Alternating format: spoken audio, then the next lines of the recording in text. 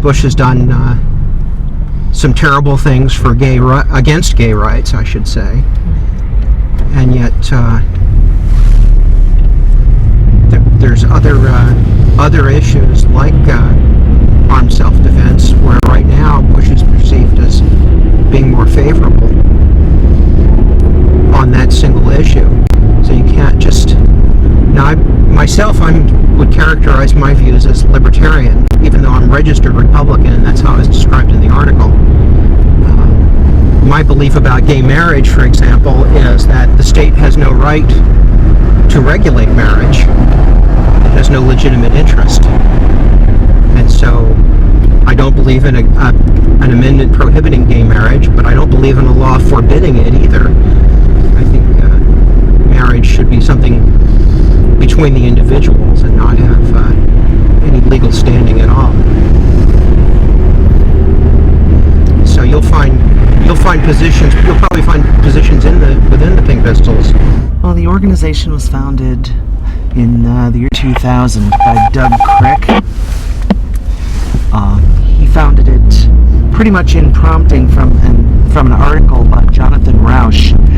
He's an openly gay columnist he was writing for Salon magazine at the time. He wrote an article that suggested that the queer community should take up arms to protect itself from attackers. We estimate that there's another 10 that consider themselves Pink Pistols, but never show up for anything. They're still in the gun cabinet, so to speak. And do both people own firearms? Yes, we do. And which ones do you own? I'd really rather not say.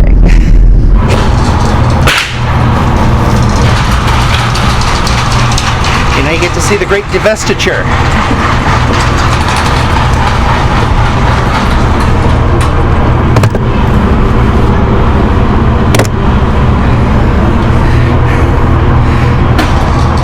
But you didn't know I was carrying all those, did you? Which guns do you have? The 9mm semi-automatic pistol, 32 H&R Magnum revolver, 25 caliber semi-automatic pistol.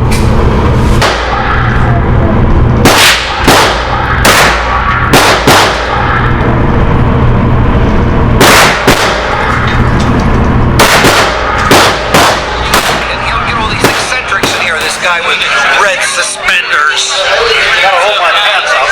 Okay. Would you be able to say your name? Bernie Goetz. I'm Bernie Goetz. And would I be able to be granted permission to like Of course. Oh, sure. Absolutely. Go ahead. And that's it. Any other questions? You had some questions. What do you think it means to be a libertarian? Like, what does that mean to you? I guess libertarians generally believe in less government is better than more. People should have control of their own lives. That you should be able to do with your life what you want instead of society telling you what you want to do. It's a little bit of the what's left over of the peace and love attitude of the hippies from the 60s. It has a good element to that. So that's a healthy part of libertarianism. Do you believe in gun control? Well, I think if you hit your targets, that's important. I mean, you don't want to miss or hit innocent bystanders. So gun control is if you're going to shoot a gun, you should have gun control. And how many guns do you own? I don't remember. So, when did you first believe in the right to bear arms? Well, I was taught as a kid in school that what the Second Amendment meant was that in the at the time of the American Revolution, the right of gun ownership was taken for granted. People had guns at that time. They lived in the country to protect themselves from Indians, to go hunting because they needed the food. I'm not a hunter. I don't believe in hunting myself. And what the Second Amendment did, it's actually a rather extreme statement, is it gave legitimacy to groups like the Minutemen in Massachusetts. That not only did people have the right to carry guns, that was taken for granted in the Constitution and to own guns, but you had the right to form paramilitary groups to protect yourself from government oppression. So obliged to. Yes. So the Second Amendment actually says that people have the right. Not only obviously it goes without not saying to own guns, but to even form military organizations with them. Now, I'm not into that, but that's what the Second Amendment says. And I was raised on a farm in upstate New York. We played a lot of cowboys and Indians when I was younger. In New York City, this would surprise people, but it was common up there. I had my first real gun when I was 9 years old. A rifle was given to me as a present, it was my birthday present. But I wasn't given real ammunition until I was 10. And that was common. Other boys the same age, I remember my neighbor, he had a 22 rifle also, at the same time I did, and his was a lot nicer than mine. Now in New York City, you give a 10-year-old a gun, people would, they would die. But anyway, that was normal up there. Walking around, a lot of kids walking around with 22 rifles in New York. In the country, by the way, so because people in the city are ignorant of this, it was perfectly legal for a 10-year-old, any age child, if you were on your parents' property, because there were large farms in there, so you were allowed, you could not go around carrying a gun on other people's property. But as long as you were on your own property, a child of any age could carry a gun legally in upstate New York, and it probably still is that way. This is so foreign to people in the city there. Yeah, have a good night. So how did you feel when the press dubbed you like the subway vigilante? How did you feel about that name? The press tended to use inappropriate names. They referred to the guys who I shot as kids, even though 3 of them at the time I shot them were 19 and a half. One had just turned 18. They referred to me, depending on the papers, as a vigilante. Vigilante means you're looking for trouble. And let's see what else. They referred to me, many of the papers, as racist. So generally the conduct of the newspapers in New York City at the time was deplorable.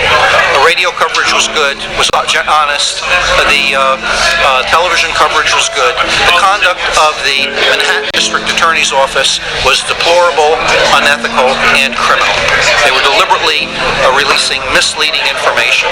That's because the Manhattan District Attorney's Office decided to be an arm of the corrupt political system we had in New York. And we would have if we had the Democrats in power.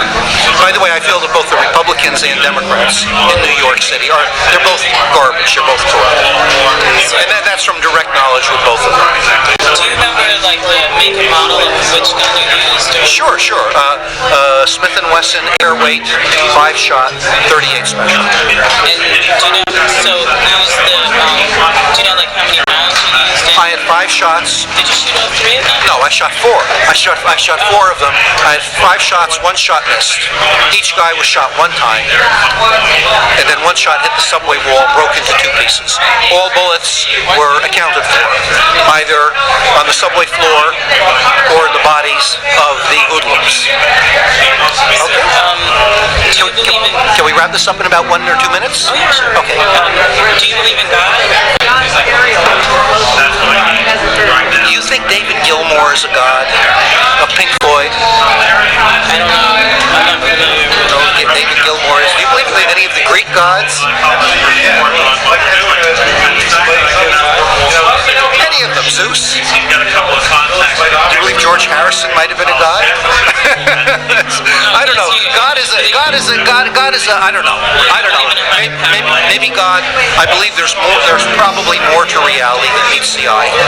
If there's a God, maybe he believes in us more than we believe in him. Who knows? Next question. So, you're saying that do you believe in any higher power, or it's just I prefer not to discuss it.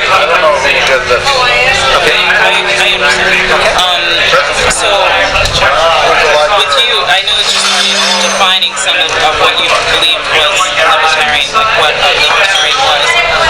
Would you be able to continue with that definition of what you believe in libertarian? Well, I'm not really into the definition of being a libertarian, like you have to meet this requirement to be this label or this and that. Live and let live is a good philosophy. So if there's a person who believes in God and then they also believe in the right to bear arms, is that like, do you think that there's any type of conflict? Inconsistency? No, not at all. not at all. If there is something like a Christian God, or some type of entity that the Christians say they believe in, I believe that he is a killer. If you read the Bible, there was cases where if God was involved in various things, people would be killed by the tens of thousands. And